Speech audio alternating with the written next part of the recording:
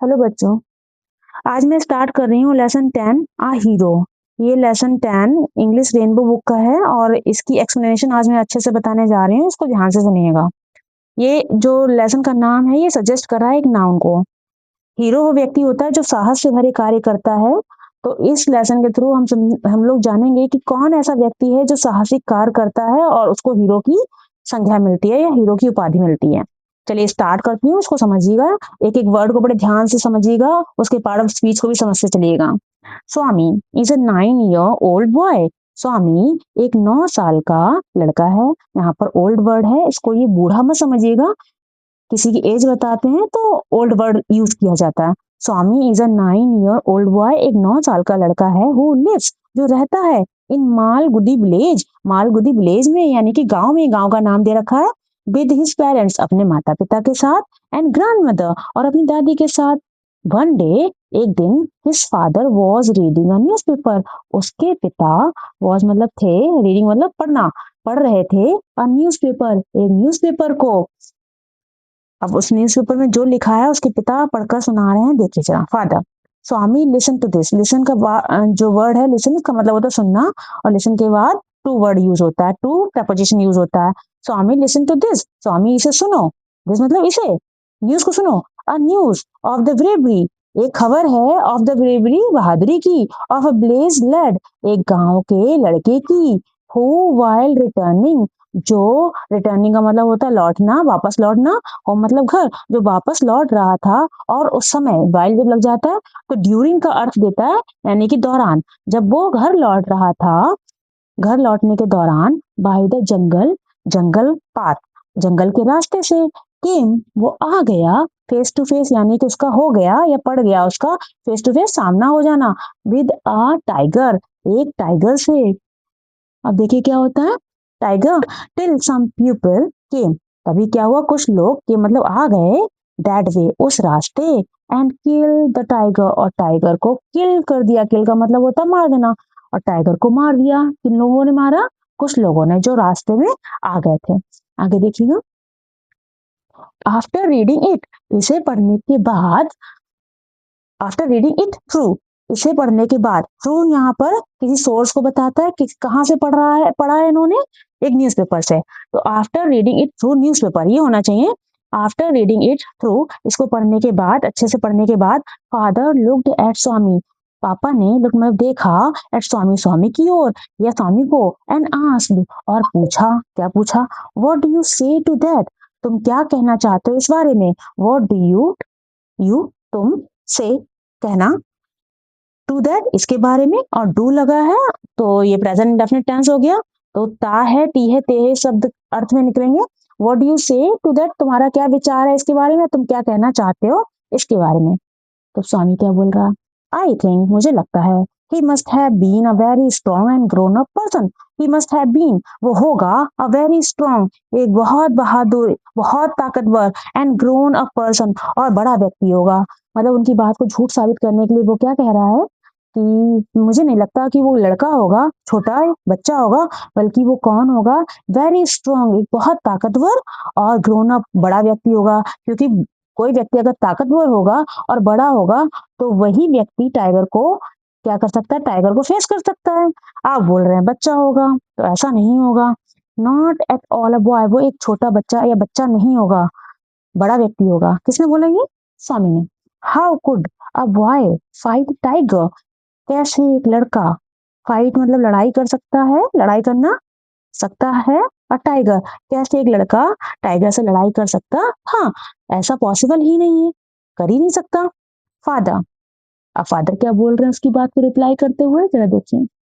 Father, a man, एक आदमी, may have the strength, हो सकती है, स्ट्रेंथ का मतलब पावर या शक्ति, उसके अंदर पावर या शक्ति हो सकती है, ऑफ एन एलिफेंट, एक हाथी के समान, या एक हाथी की। अब हाथी तो बहुत ताकतवर माना जाता है, बहुत मतलब कोई व्यक्ति अगर बहुत ताकतवर दिख रहा है, हाथी के जैसा दिख रहा है, and yet be a coward, तब भी वो या फिर भी वो एक डरपोक व्यक्ति हो सकता है।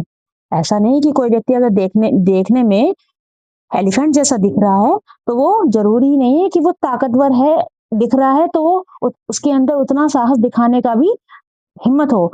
तो उसके पापा यही कह रहे हैं कि मान लीजिए कोई हाथी है और उसके अंदर वो दिख रहा है हाथी जैसा है, उसके अंदर हाथी की जैसी स्ट्रेंथ है, येट बी अ कावर्ड, तब भी वो डरपोक हो सकता है। वेयर एज अनदर मैन, जबकि एक दूसरा व्यक्ति, who may have the strength of a straw, जिसके पास हो स्ट्रेंथ का मतलब शक्ति, ऑफ अ स्ट्रॉ, किसकी जैसी शक्ति, किसी स्ट्रॉ, स्ट्रॉ मतलब तिनका। अब तिनके के अंदर कितनी शक्ति है, तो शक्ति की बात नहीं यहाँ पर, तिनके को आपने देखा होगा तिनका बहुत छोटा सा होता है। तो अगर कोई व्यक्ति देखने में छोटा लग रहा है, हाथी बहुत बड़ा होता है, लेकिन अगर हाथी बड़ा है तो इसका मतलब ये नहीं कि वो बहुत ज्यादा साहसी भी है। तो अगर कोई व्यक्ति बहुत विशाल दिख रहा है तो उसके देखने पर मत जाइएगा, हो सकता है कि वो बहुत अंदर से डरपोक हो। यहाँ पे उसके पापा वही समझा रहे हैं कि वो बच्चा था, बच्चे पे मत जाओ, उसने फेस किया था, जब तक कि कुछ लोग नहीं आ गए और उन लोगों ने नहीं मारा, तब तक तो उसने फेस किया था ना। हाँ, वो बच्चा था। तो यहाँ पे स्ट्रॉ जो है वो किसके सिंबल के रूप में यूज हुआ, उस बच्चे के सिंबल के रूप में यूज हुआ है। तो strength of a straw, strength मतलब शक्ति। और मान लीजिए किसी एक दूसरे व्यक्ति के अंदर तिनके जैसी शक्ति हो, बट हैज करेज, लेकिन उसके अंदर साहस बहुत हो। है कैसा, दिख कैसा रहा है, तिनके जैसा, लेकिन उसके अंदर साहस बहुत है। तो वो व्यक्ति कैन डू एनीथिंग, वो कुछ भी कर सकता है। किसने समझाया, स्वामी के फादर ने स्वामी को समझाते हुए बोला। तो स्वामी क्या बोल रहे हैं, देखिए। स्वामी, सपोज, स्वामी कहा ठीक है, सपोज कर लीजिए। सपोज का मतलब होता है कल्पना करना या मान लेना। कि मान लो I have all the courage, all का मतलब ऐसे सारा होता है, तो यहाँ पे बहुत सारा लेंगे या बहुत ज्यादा। तो सपोज कीजिए आई हैव, मेरे पास है, ऑल द करेज, बहुत सारा साहस, करेज मतलब साहस। तो what can I do if a tiger attacks me, तो मैं क्या कर सकता हूँ यदि किसी टाइगर ने, यदि कोई टाइगर अटैक्स मी, मेरे ऊपर हमला करता है। अटैक्स के साथ एस आया है, अटैक के साथ एस आया है। जब क्रिया की प्रथम अवस्था में ऐसे यस जोड़ देते हैं तो वो टेंस जो है प्रेजेंट डेफिनेट का कार्य करता है। तो what can I do if a tiger attacks me, मैं क्या कर सकता हूँ यदि किसी टाइगर ने मेरे ऊपर अटैक किया या मेरे ऊपर आक्रमण किया। तो फादर क्या रिप्लाई करेंगे, लेट अलोन स्ट्रेंथ। तो लेट अलोन स्ट्रेंथ, स्ट्रेंथ का मतलब शक्ति, शक्ति की बात छोड़ दो, लेट अलोन स्ट्रेंथ, शक्ति की बात छोड़ो। कैन यू प्रूव, पहले तो तुम ये प्रूव कर सकते हो क्या, यू हैव करेज, कि तुम्हारे अंदर साहस है। तुम शक्ति की बात छोड़ो, पहले तुम ये प्रूफ करो, कैन यू प्रूफ, क्या तुम ये प्रूफ कर सकते हो। प्रूफ का मतलब साबित करना किसी बात को।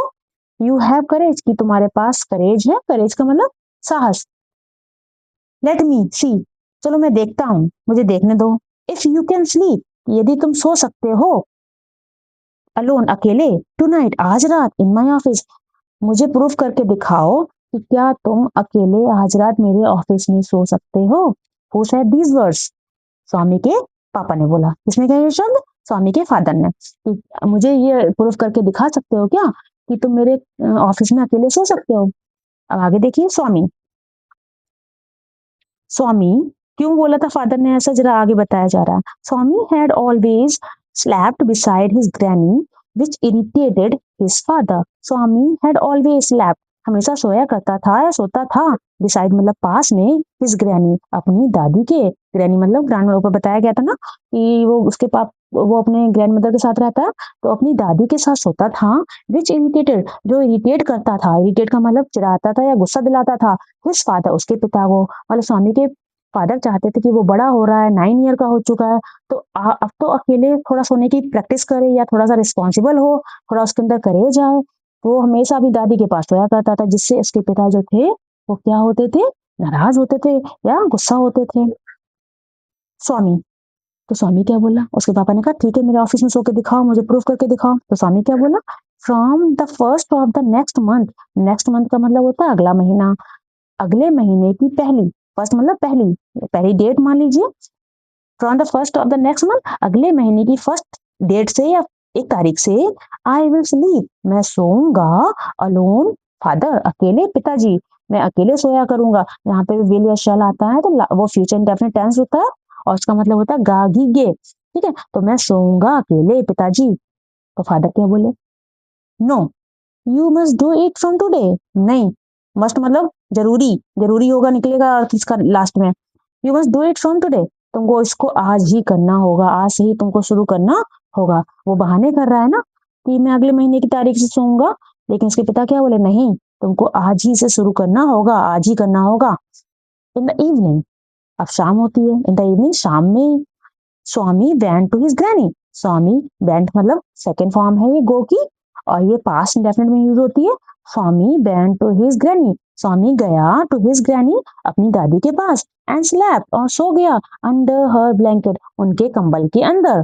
अंडर मतलब वैसे नीचे भी होता है, यहाँ पर नीचे नहीं लेंगे, अंदर बोलेंगे। स्लेप्ट सो गया, अंडर हर ब्लैंकेट, उनके कंबल के अंदर। हिज फादर केम, उसके पापा आए, एंड सेड टू हिम, और उसको बोले, क्या बोले, क्योंकि उनके पापा ने क्या कहा था ना कि आज ही से करना होगा, लेकिन वो बहाने बनाकर अपनी दादी के पास सो गया। पापा आए और क्या बोले उससे, father get up. Get up छोटा सा सेंटेंस है, ये आज्ञावाचक वाक्य है ये, जिसमें आज्ञा दी जाए या किसी से प्रार्थना की जाए। गेट अप क्रिया से शुरू होते हैं, गेट अप उठ जाओ, ऑर्डर निकल रहा है पिता का, गेट अप उठ जाओ। तो ग्रैनी क्या बोले, why do you disturb him, तुम उसको डिस्टर्ब क्यों करते हो, क्यों इसको डिस्टर्ब कर रहे हो, ये सो रहा है, इसको सोने दो। दादी जनरली ऐसे ही बोलती है, तो तुम इसको डिस्टर्ब क्यों करते हो। फादर रोल्ड हिज बेड, लेकिन फादर ने कोई रिप्लाई नहीं किया। फादर ने क्या किया, बल्कि father rolled his bed, bed का मतलब बिस्तर लेंगे यहाँ पर, रोल्ड का मतलब लपेटना।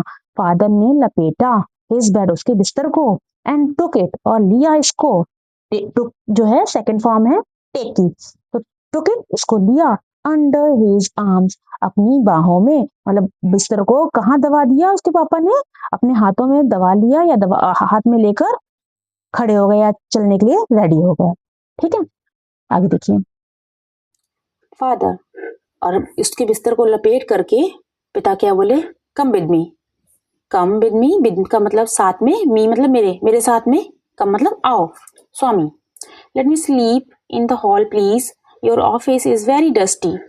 लेट मी, लेट के बाद मी आया है, लेट मी स्लीप मुझे सोने दीजिए, इन द हॉल इस हॉल में, या हॉल में, प्लीज कृपया, कृपया करके मुझे हॉल में सोने दीजिए।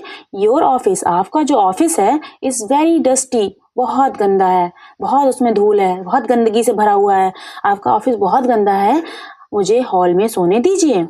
And there may be scorpions behind your law books, और देयर मे बी वहाँ हो सकते हैं स्कॉर्पियंस, स्कॉर्पियंस का मतलब होता है बिच्छू, बिहाइंड का मतलब पीछे, योर मतलब तुम्हारी, लॉ बुक्स यानी कि जो कानून की किताबें हैं उनके पीछे बिच्छू हो सकते हैं। किसने बोला ये, स्वामी ने।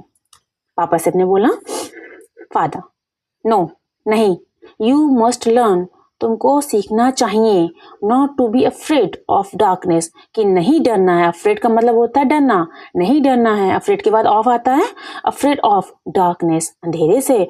तुमको सीखना पड़ेगा या तुमको सीखना चाहिए कि अंधेरे से नहीं डरना है, उसको फेस करना सीखना पड़ेगा। It is only a question of habit, क्योंकि ये केवल आदत का प्रश्न है, आदत का प्रश्न है, तुमको सीखना पड़ेगा। अगर तुम सीख जाओगे ये तुम्हारी हैबिट में आ जाएगा। You must cultivate good habits, cultivate का मतलब अपनाना होता है, विकसित करना होता है। यू मस्ट तुमको करना चाहिए, कल्टिवेट अपनाना चाहिए, विकसित करनी चाहिए, गुड हैबिट्स अच्छी आदतों को। अब 9 ईयर का है तो अपनी ग्रैनी से थोड़ा दूर रहना सीखना पड़ेगा, सोने के लिए थोड़ा अलग जाना पड़ेगा। वही उसके पिता जो है ये उसकी हैबिट्स को कल्टिवेट करना चाहते हैं, तो इसीलिए वो आज फोर्सफुली उसको उठाकर ले जा रहे हैं। As the night advanced and the silence in the house deepened, advance का मतलब वैसे होता उन्नति करना। अब यहाँ पर नाइट की उन्नति क्या है, यानी कि नाइट जो थी वो बढ़ने लगी। रात में जैसे जैसे टाइम बढ़ता जाता है तो रात और काली होती जाती है, तो रात जो थी वो एडवांस होने लगी, यानी कि रात में प्रोग्रेस होने लगी।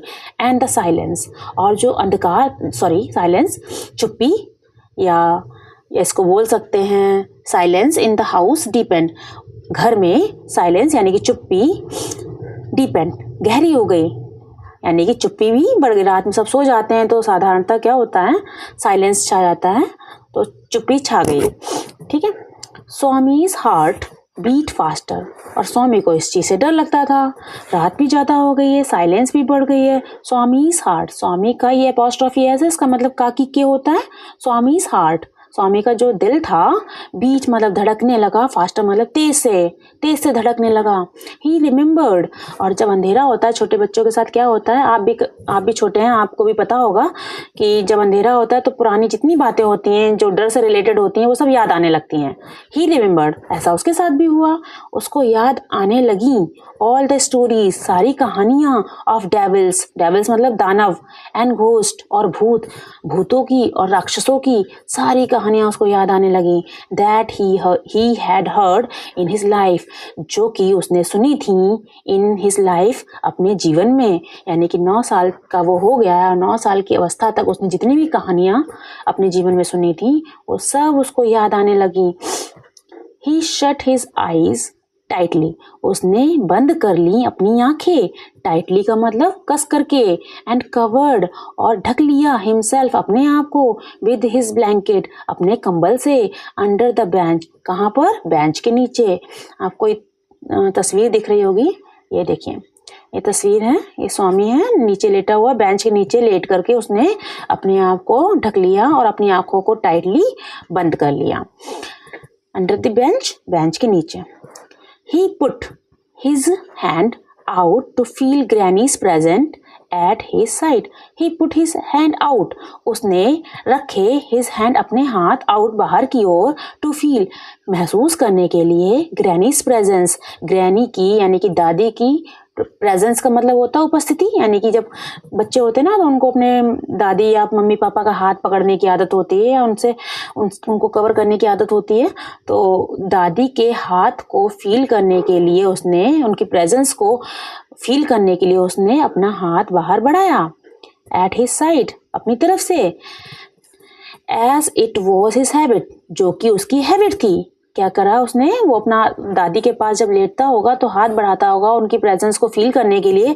ऐसे ही उसने, अभी वहां पे तो दादी है नहीं तो उसने अपना हाथ बढ़ाया, बट लेकिन he only touched the wooden leg of the bench, लेकिन उसने केवल टच कर पाया द वुडन लेग, लकड़ी की टांग, ऑफ द बेंच, बेंच की। अब बेंच बनी हुई है तो बेंच लकड़ी की होती है तो उसकी टांग भी लकड़ी की। तो जब उसने हाथ बढ़ाया अपना, सोचा कि दादी को पकड़ूंगा, मैं दादी की प्रेजेंस को फील करूंगा, लेकिन उसके हाथ में क्या आया, केवल वो टच कर पाया द वुडन लेग, लकड़ी की टांग, किस चीज की, बेंच की।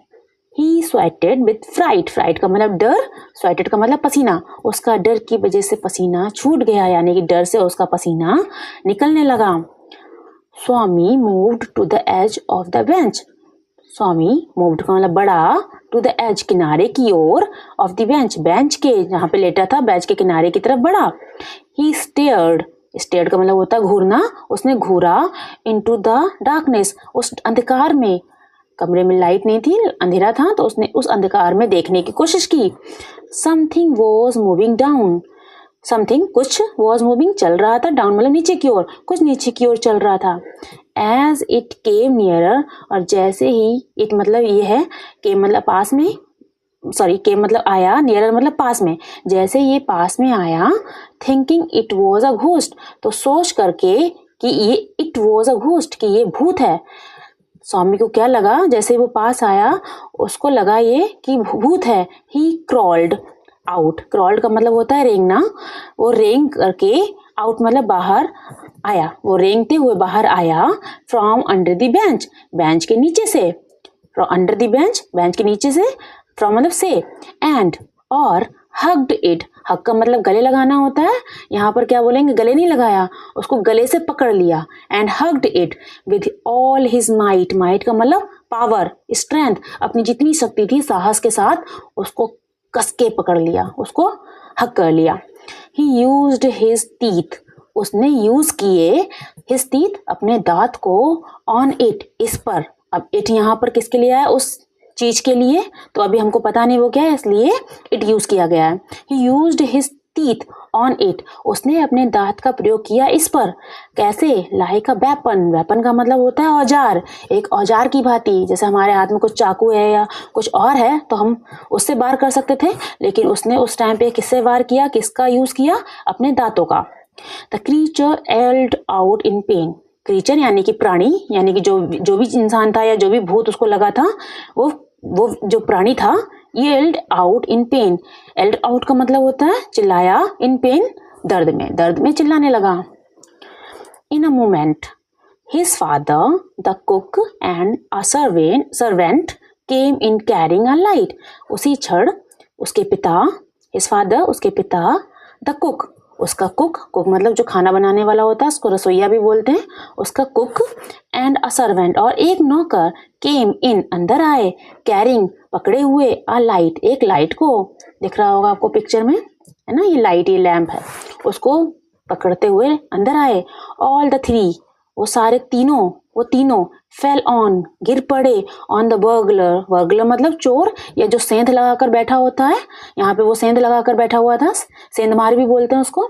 ऑल द थ्री वो तीनों फेल ऑन द बर्गलर उस चोर पर या उस सेंधमार पर गिर पड़े. हु ले अमिट्स द फर्नीचर जो लेटा हुआ था, अमिट्स का मतलब होता है बीच में, द फर्नीचर के, विद अ ब्लीडिंग एंकल मतलब होता है टखना. एंकल आप जानते होंगे जहाँ पे महिलाएं पायल पहनती हैं उसको एंकल बोलते हैं, और पायल को इसीलिए एंकलेट भी बोलते हैं. तो एंकल यानी कि जो टखना था, ये दिख रहा होगा आपको पिक्चर में, दिख रहा है, ये टखना है, उसकी टखने से ब्लीडिंग हो रही थी. ब्लीडिंग मतलब खून बह रहा था, और वो लेटा हुआ था फर्नीचर के बीच में, पड़ा हुआ था फर्नीचर के बीच में, और वो तीनों उसके ऊपर जाकर गिर पड़े. कौन? स्वामी के फादर, स्वामी का एक सर्वेंट और उसका कुक. ये आपको दिख रहे होंगे तीन लोग, ये उसके ऊपर गिर पड़े और वो बीच में लेटा हुआ था फर्नीचर के, और उसका एंकल ब्लीड कर रहा था. ब्लीड क्यों कर रहा था? अभी बताया था कि स्वामी ने अपने दांतों का प्रयोग किया था एज अ वेपन, एक हथियार के रूप में, इसीलिए उसने जो अपने तीत का यूज किया था, उसको पता नहीं था उस टाइम पे वो किसको काट रहा है, वो उसके एंकल को काट रहा था. एंकल मतलब टखना, पैर का हिस्सा होता है टखना. आगे देखते हैं. Father call the police. अब वो लेटा हुआ था, तीनों ने पकड़ लिया उसको, तो उसके बाद पिताजी ने कॉल द पुलिस, कॉल्ड मतलब पुकारा है, बुलाया, द पुलिस को बुलाया. The police was grateful to Swami. Police जो थी स्वामी की बहुत आभारी थी.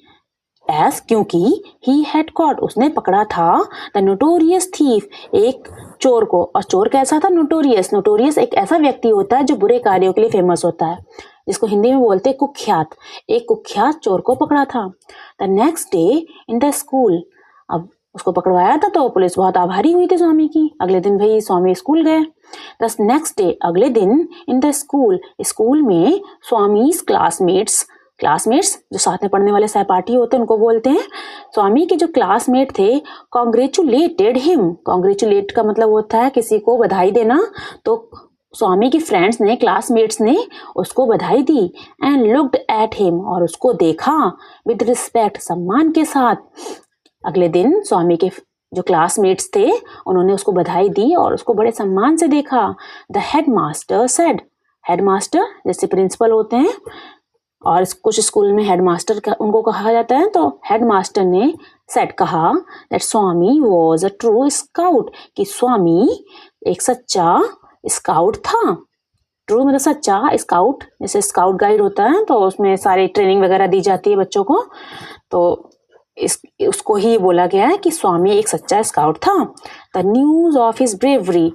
तो जो न्यूज थी उसकी ब्रेवरी की, उसकी बहादुरी की, was also published वो प्रकाशित की गई in Malgudi times. Malgudi time newspaper का नाम है.